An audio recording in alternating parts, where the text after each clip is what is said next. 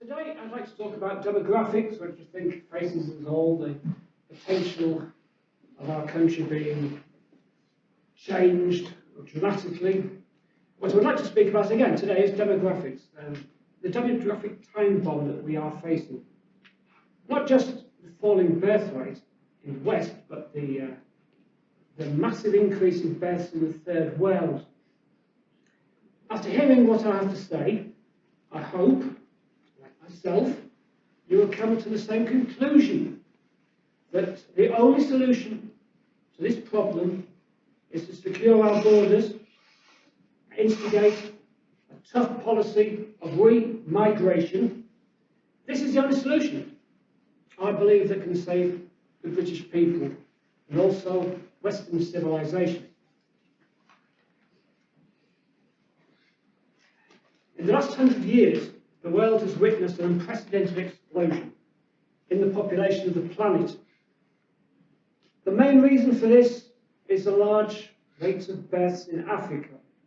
This continent will, by 2050, with an annual increase of 42 million births every year, this means the total population will double to 2.4 billion.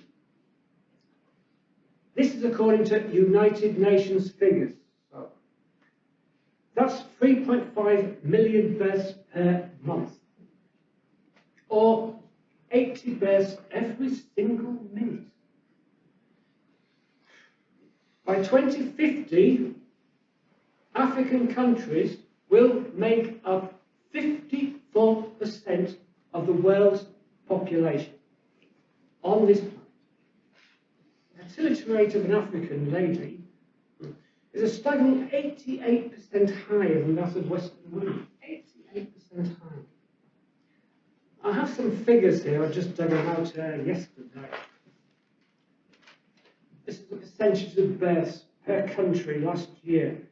Most children in countries under the age of 18, the share of the population, quite staggering to be honest.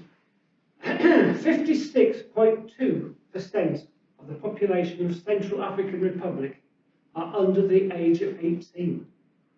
Future fathers, future mothers. And we'll go on. Niger, 53.3%. 52.9% Somalia, 52.7% Chad, 52.5% the Democratic Republic of Congo.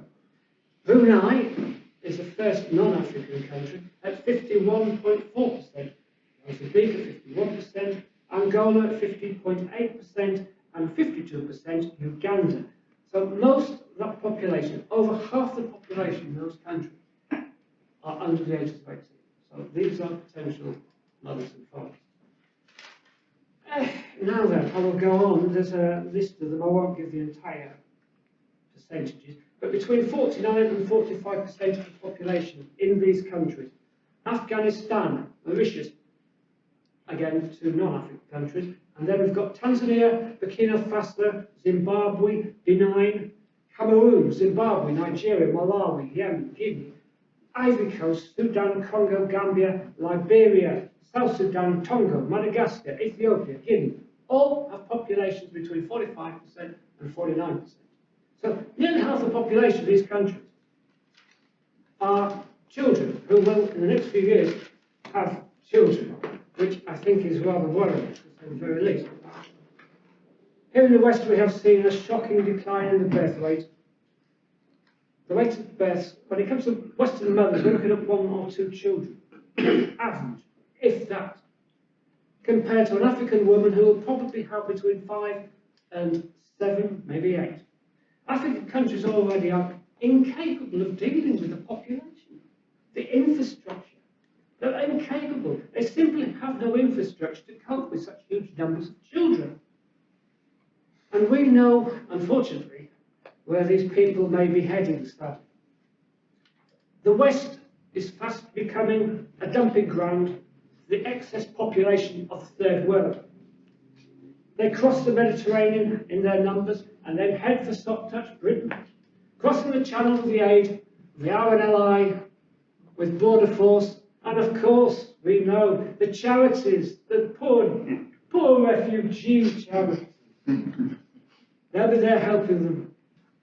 I don't believe these people will enrich our country. These people are not coming here to enrich us.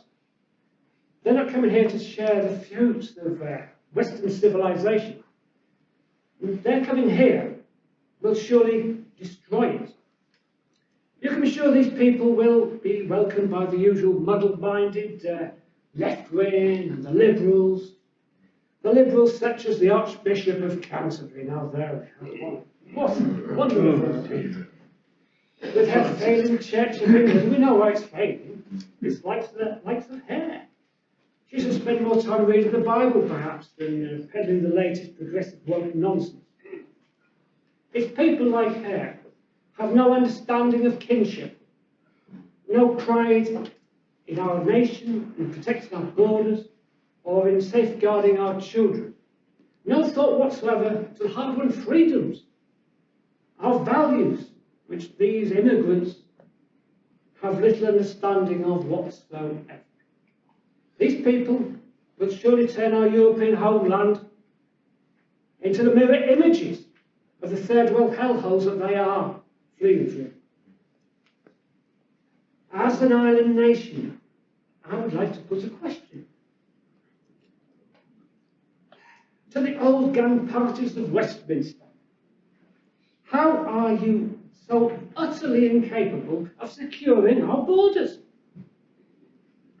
How is it so impossible for this elected rabble, unfortunately, to implement border control? Is it a fact that this gang, the tired old parties, far from wanting to control immigration, have with their deceptions, and I'm quite sure we know we have been deceived by these people, with their lies, blinded the British people to their true intentions, which is the utter destruction of this nation with unfettered third world immigration. These people have always been the problem. We saw it with Brexit, in what contempt they hold democracy. As long as these crooks are in control, nothing will ever change. I fear for our children. With every boat that arrives, their future dims. The vast majority containing fit, healthy young men of military age.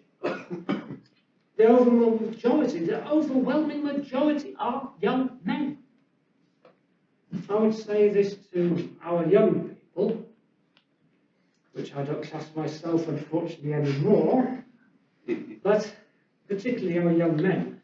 Get used to the idea, maybe you've been single, never having a wife, or having your own family, because the sad fact is far too many of our British girls are so thoroughly brainwashed, they would rather have an invader as a boyfriend, or even as a husband, than one of our boys. Our youth have to get used to low-wage jobs, should they even have one. Get used to even rising crime, higher rates. My rent has gone through the roof, it's unbelievable. Hundreds of pounds. Or ever owning your own home, that's going to be fantasy. Get used to poverty and failing infrastructure. Get used to being a second-class citizen in your own country. If this madness goes unchallenged, it will ultimately see the collapse of Western civilization. Make no mistake, our way of life here is under threat like never before in our long island's history. In our success rest the hopes of generations, I believe, yet to be born. Over the centuries, our young men have been called to the flag to stand the test of fire and have spilled their blood on countless battlefields around the world. It now falls to us. To us. To take a stand in defense of our home, in defence of our culture, in defence of our values, in defence of our Britain.